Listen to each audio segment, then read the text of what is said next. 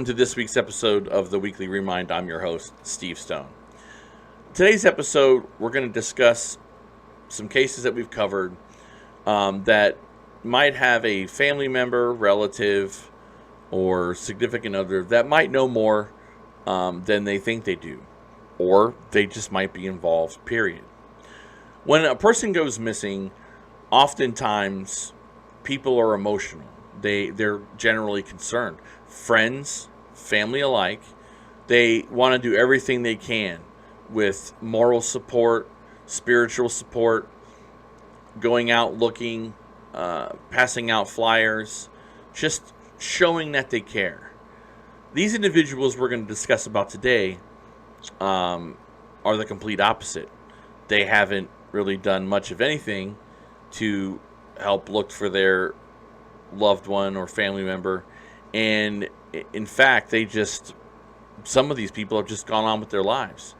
So let's get into this video, and our first case we're going to talk about is that of Veronica Reyes Menieres. She went missing January the 18th, 2020.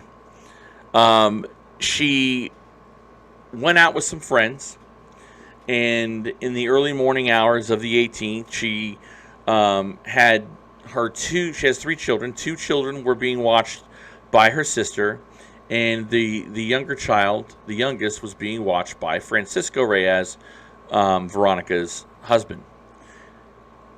Veronica picks up the 2 kids.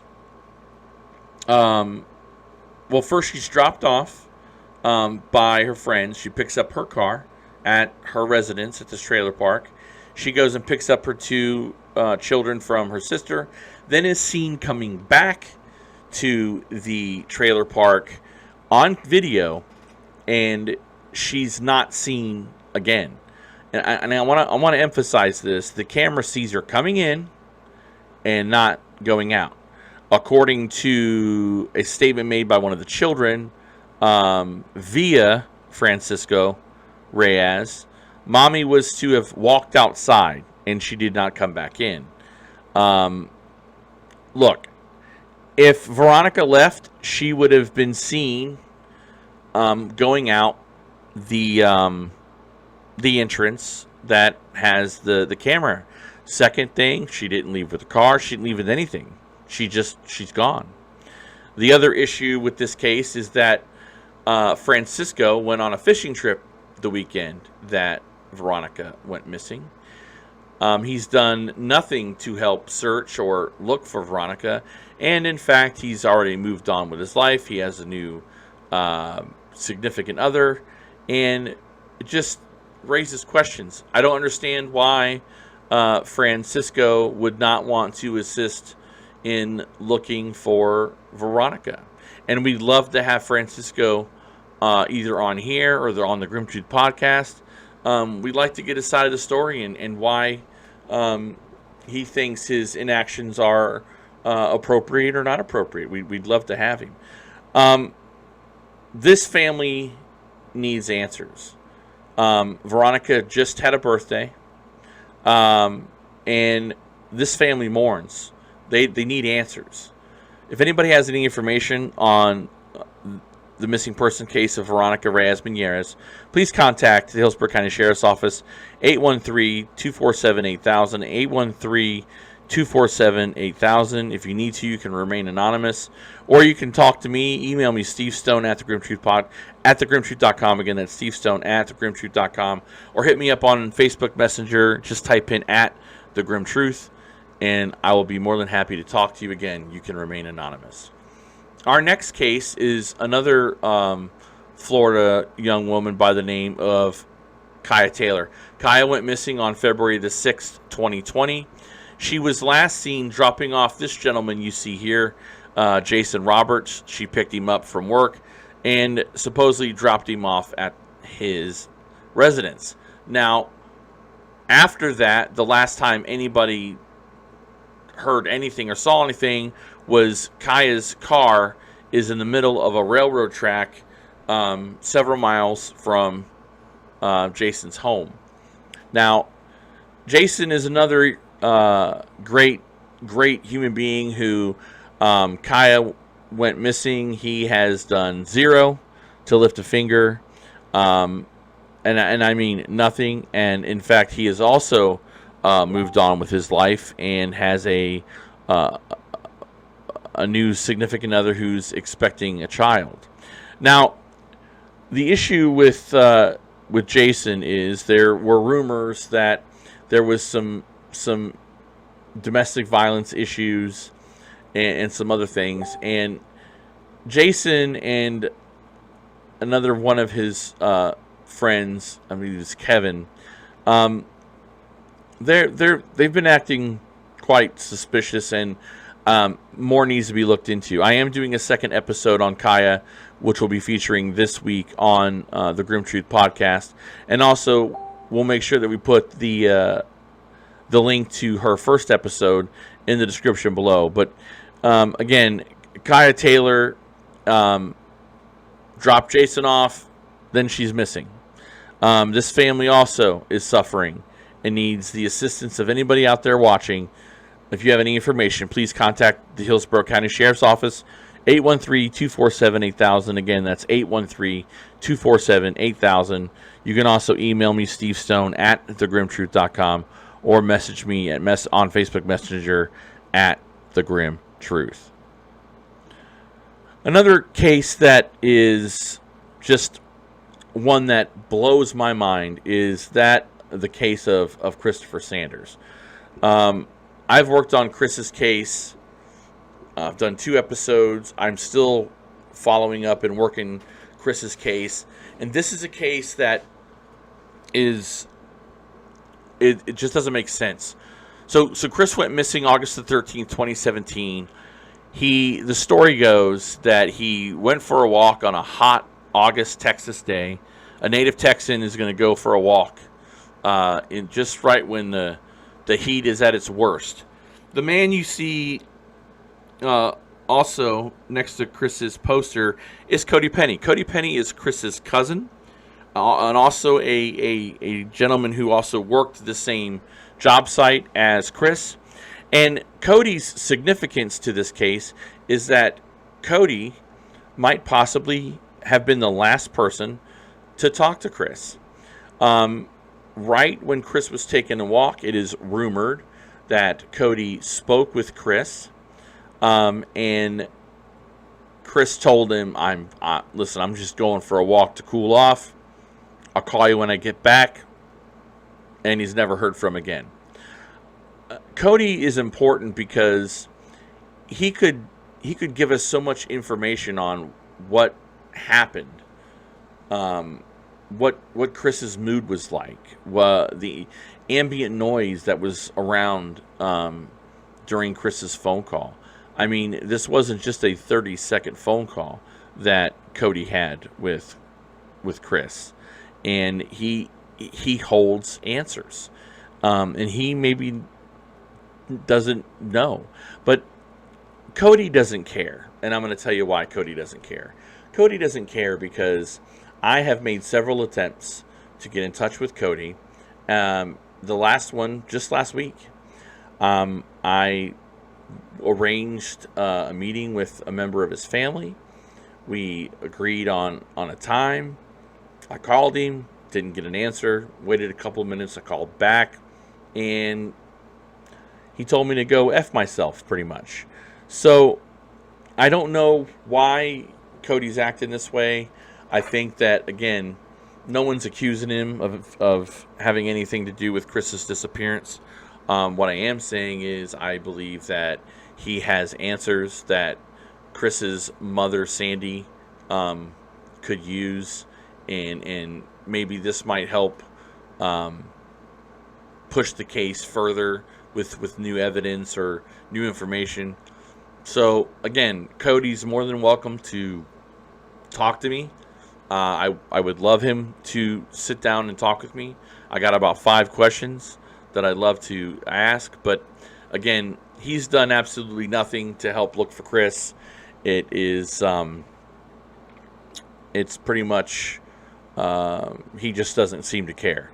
If anybody has any information on Christopher Sanders' case, please contact the Moynihan's Police Department at 432-9 943-3254, or contact me, Steve Stone at thegrimtruth.com, or message me on Facebook Messenger at The Grimm Truth. And just lastly, I want to say, Cody, it would be really great if you could just set whatever animosity you have or whatever your feelings are about me, and give your family some peace of mind.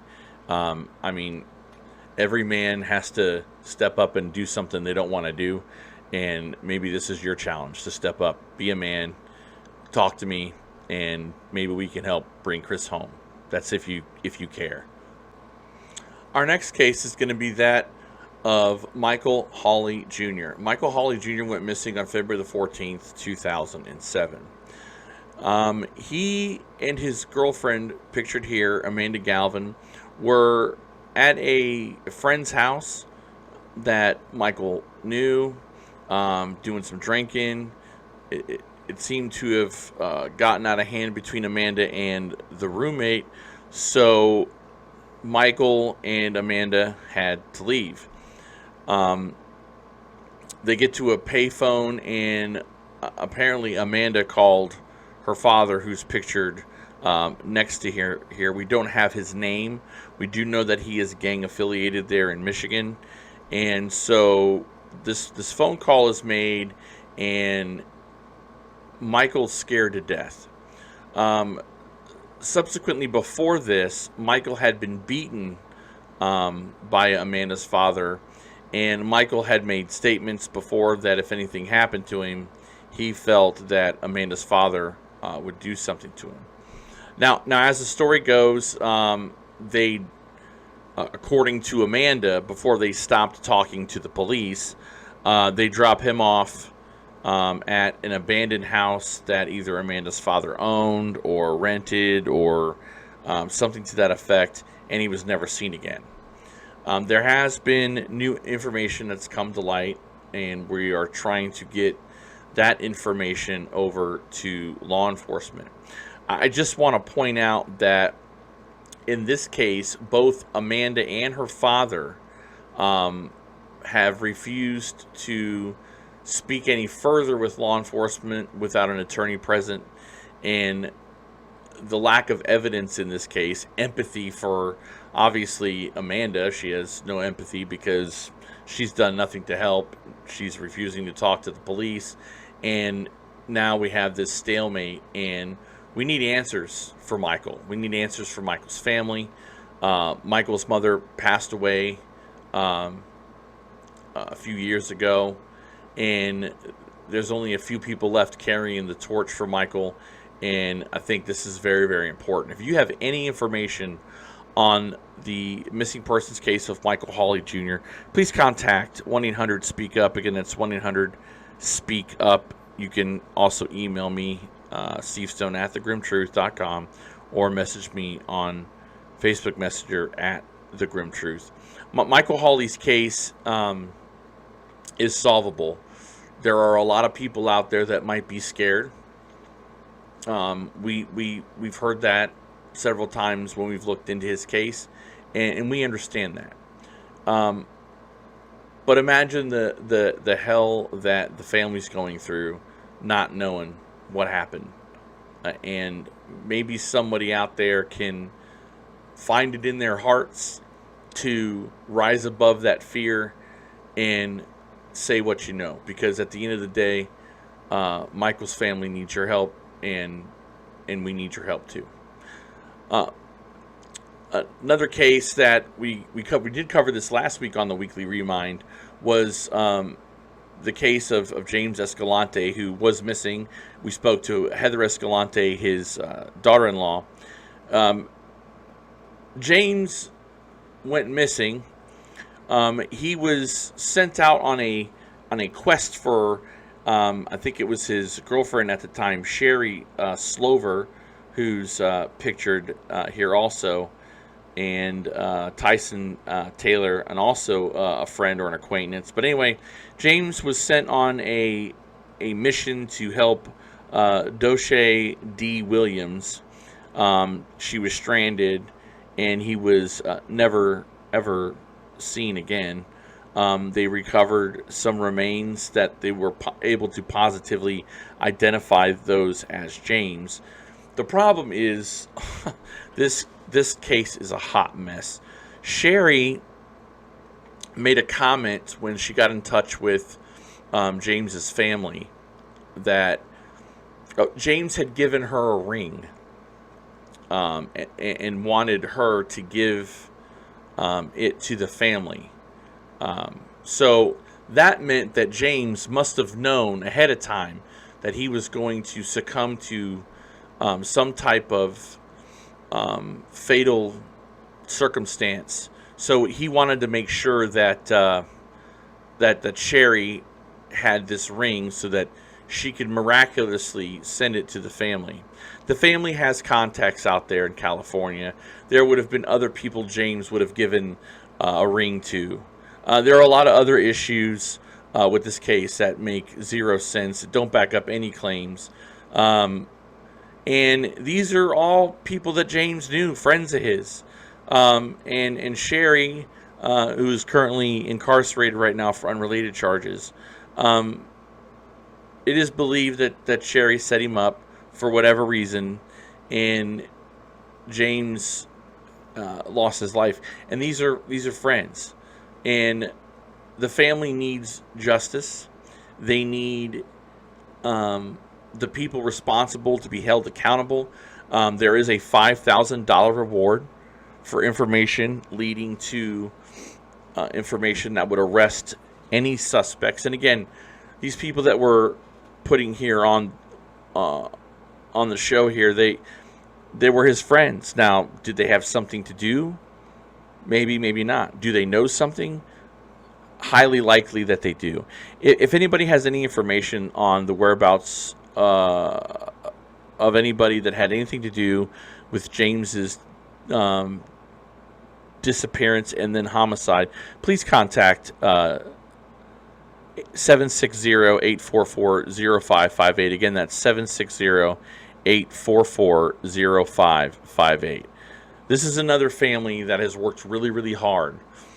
They've worked against a lot of obstacles, law enforcement, lack of information, people talking, and Heather Escalante has done I said it last week and I'm going to say it again, a fantastic job, a Herculean effort to get the information that she has, and all she needs is just that little bit more to push it over the edge, and we hope somebody out there can help her do that. The next case is a case that I covered last week on the Grimm Truth Podcast, and again, a link will be in the description below, so you can listen if you haven't done. Linda Barnett went missing from Amarillo, Texas, July 5th, 2020. She was living with her boyfriend here, Charles Comstock. Charles Comstock is an interesting individual because when Linda went missing, Charles here was continuing to spend her Social Security money that the family was able to get that stopped and were able to cease that. So Linda has money that goes into an account that she hasn't claimed, and there's a lot of problems with this because Charles has not done anything to help locate Linda. There is a history of domestic violence in this case. He has been arrested for domestic violence against Linda. And the other issue is when the forensic team went in, they found blood on the mattress. Now, again, this case is solvable. Charles has done nothing to help the family. He has done nothing to help law enforcement. And this is one of those cases where you have to look hard at the only person that was having an issue with Linda, and that's Charles. At the end of the day, your suspect pool can be, 1 to 10 to 20 people. There aren't many suspects in this case, and Linda's still missing. And she, again, like all these families, has sisters, has family, people that care about her, and we need your help with any information that you can to bring Linda home.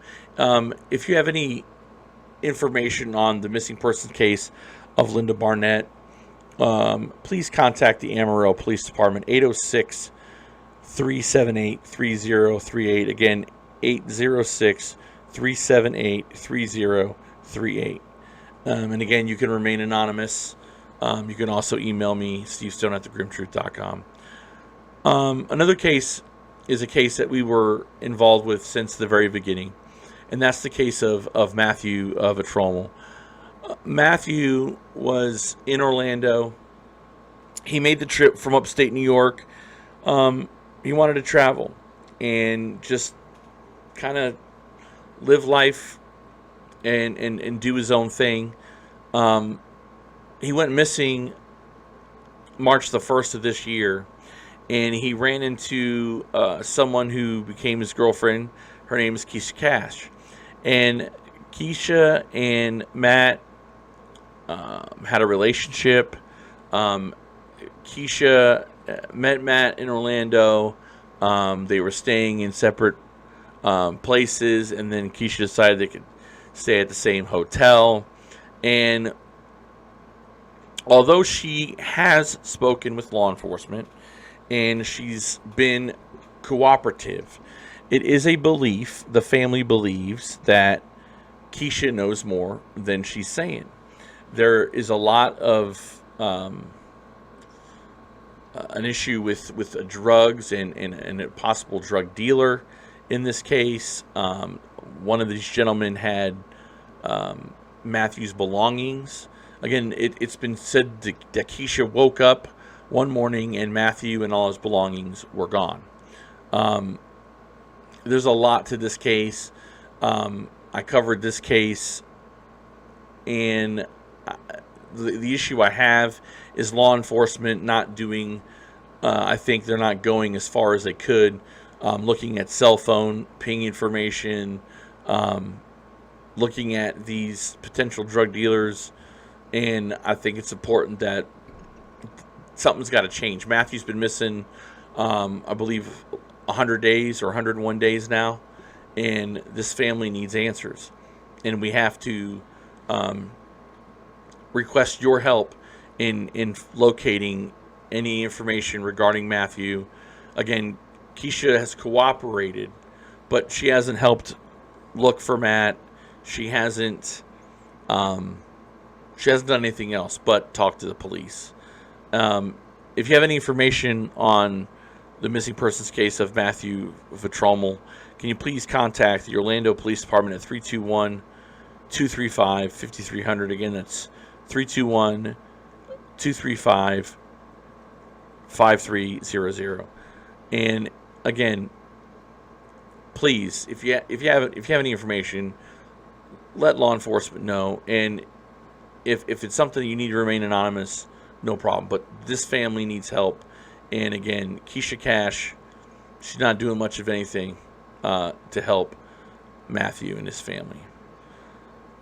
The last case that we're going to talk about today, friend or foe, is that of Andrew Deweese. I have been working on Andrew's case for about 4 months. And Nicole Boiler here, who was Matthew's girlfriend at the time, she did nothing when Andrew went missing. I'm sorry. When Andrew went missing, instead of looking for Andrew, she went on a trip to the West Coast, California. She was just gallivanting everywhere, taking pictures and having a great time, while other people were worrying about what happened to Andrew and where he went. Now, to date, Nicole Boiler is incarcerated on unrelated charges for an aggravated burglary. And there's been a lot of rumors that surround what has happened with Andrew, and a lot of fingers point directly at Nicole. again, Nicole has not done anything. And what I mean by that is nothing. She had decided that, well, the trip was more important than finding Andrew. She made a statement to Andrew's stepmom days after he went missing that, quote, "I know he's still alive, but we have to get to him," end quote. So Nicole knows a lot about what happened to Andrew. And if she hadn't just taken that trip and maybe contacted law enforcement or done whatever she could, Andrew might still be with us today. And he met a horrible and tragic end. And I think that having worked on his case and gotten some movement, and I want to thank the law enforcement agencies that have been helping finally look into Andrew's case. It's important. Andrew didn't deserve what happened to him, and it's important that more people step up and do what's necessary to bring Andrew home and he can be put to rest properly. If anybody has any information on the case of Andrew Dewise, please contact the Crawford County Sheriff's Department, 479-474-2261, or contact me, Steve Stone, at thegrimmtruth.com. Again, that's Steve Stone at thegrimmtruth.com. I would also ask you to message me on Facebook Messenger at The Grimm Truth. Again, I've had several people come forward anonymously that had fantastic information that has gotten the ball moving in Andrew's case, and we are going to let the process work, and if we need to, we'll step in and kind of redirect things, because it's very important that Andrew is found. Our weekly remind case this week is that of Teresa Davidson-Murphy. She went missing from Rainier, Oregon on October the 7th, 1999. This case has only one issue, and that is the only person to see Teresa was her husband, Richard. Richard Murphy was the last one to see her.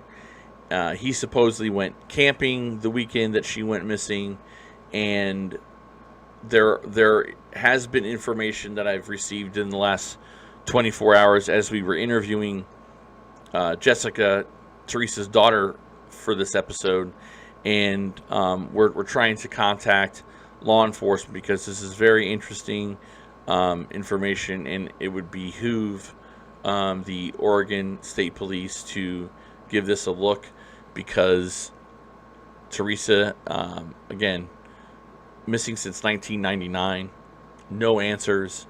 The only thing that left with her was her 45 millimeter 911 hand pistol. That was the only thing that went missing. We had the opportunity to talk with Jessica, Teresa's daughter, for a follow-up on her case. We did cover Teresa's episode on the Grimm Truth Podcast, and that link will be down below. So let's get into our quick interview here with Jessica, Teresa's daughter. I wanted to ask you, and I know we've talked about this before, do you believe in your heart of hearts that her husband had something to do with her disappearance? Yes. If I could prove it, I would. But I just have to prove it. Right, of course. My gut tells me yes. He had something to do with it, or he knows. He has involvement either which way. Whether he did something physically, whether he knows something, he knows something. And what, in your opinion, what do you think keeps law enforcement from looking into him further? Is it because he's just not cooperating, or that they don't have any evidence to back up? I I think that Richard has so much pull in that town that his family has been in that town for years upon years. Have you had any conversations with the detective lately? Called her the other day and said, if you guys can't do what you're supposed to be doing, because I guess she told my grandma, well, there's nothing that we can really do until something new comes about. Well, nothing new is going to come about if you don't do anything. If you don't try to do anything about it, nothing's going to happen, in my opinion. But my grandma went off on her and told her, you need to do your effing job or pass it to somebody that can do their job. I mean, so did he ever lawyer up? Did he? I don't know. I don't know if he did or not. Like I said, the detectives won't hardly tell me much about what they did with him. Now they say that they went and searched the property with dogs too. I don't know if there's any record of it on paper or not, because I don't know. Nobody, when I was younger, when all this happened, nobody told me nothing. Nobody kept me in the loop. Nobody, or my grandma. So it's that pull that Richard has. It's my gut that tells me Richard knows something. My gut says he is having everybody else hide it from everybody. Like I tried to call the Attorney General? Yeah, I talked to him. I called him in Rainier, and he was supposed to call me back. And I, laid out what I was concerned about, and I said, this is ridiculous because I strongly believe that Richard has some pull in your guys' community, and I need to know what is going on. And he said, well, who's the detective? And I told him it was Tracy. He goes, oh, I work with her on a couple different cases, but I will definitely be back in touch with you. I have tried to call him 2 other times since I last spoke with him, and nothing. He doesn't call me back or anything. No, that doesn't make any sense. Like, I feel, it doesn't make sense. I feel like if I had money and I showed everybody that I had money to pay the right people, something might get done. But since I don't have money and I'm not in that situation, everybody just wipes it underneath the carpet like dust. Like she doesn't matter. Yeah, it's ridiculous. What I've heard, I don't know if it's true or not, but what I've heard is also that he refuses to talk to the police any further. He wants them not on their property. He wants nothing to do with anybody talking to him or anything like that. Very difficult, as we just listened to that last clip of my interview with Jessica, that he doesn't want to help police. He doesn't want anybody on his property. I mean, we're talking 1999. Here we are, 2021, and we're not helping. He was married to her. He was supposed to have loved her. And he also moved on with his life. I guess we should have had him on the friend or foe segment we did earlier. This guy just, doesn't care. And there have been stories, and I did speak to several sources yesterday when I was following up on this case, that say this man was not a nice guy domestically. There are other people that have experienced his demeanor, and there are people that have said that he engaged in domestic violence. The one thing about this case that also is troubling is who had access to Teresa. Now, Teresa was home before she went missing. The only person that would have had access to Teresa would have been Richard. In this next and final clip of my interview with Jess, we talk about that and the alibi. Take a listen. Yeah, he does say something like that, but I said, because I told him, I said, it's simple, if he wasn't guilty, you'd think he'd take the test. And I told him I will get answers one day, and I will not give up until the day I die. And he said, no, I don't, because he always has failed them when he was younger. Why was he taking polygraph tests when he was younger, for one? He says he gets too nervous. I know for a fact he got in trouble for stuff that I could have proven he didn't do. They did a search of the house, and I believe a full forensic of the house, I believe. You deserve answers. Don't give up. And he says, and whoever is involved needs to pay for this. It wasn't fair to your mom's family. But what was Richard doing in the early years to have to take a polygraph? That's where I'm confused. You know, what was so bad that he had to, you know, take a polygraph test? I don't know. And I might have asked you this, I might not have. What was the age difference between Richard and your mom? My mom was 34 at the time of her disappearance, and he was he's younger than her. Not by much, though.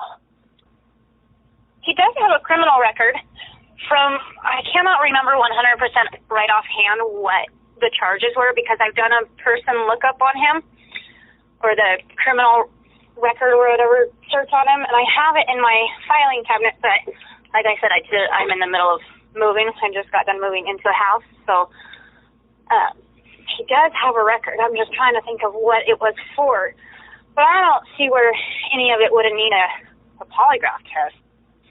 According to everybody, is that he doesn't have an alibi for it. I don't know how he wouldn't be a suspect. You know, he's the last one who spoke with her, the last person that's seen her.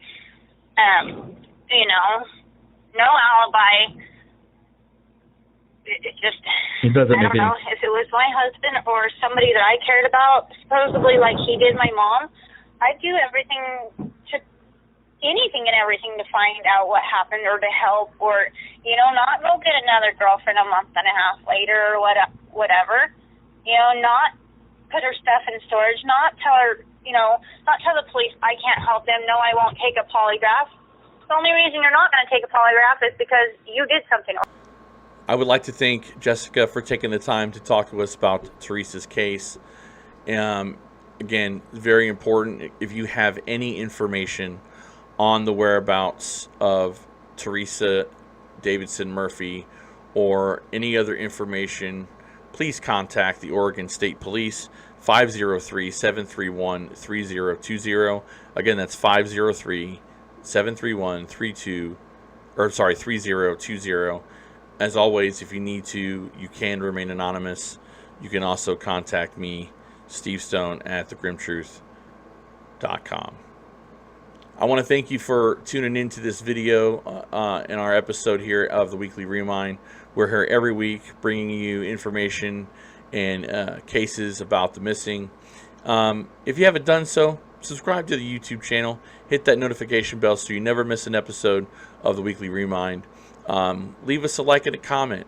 It does help push the channel to other people, and at the end of the day, that's our main goal, getting the news of the missing to as many people as we possibly can. Again, I'm your host, Steve Stone. This has been the Weekly Remind. We will see you next week. God bless.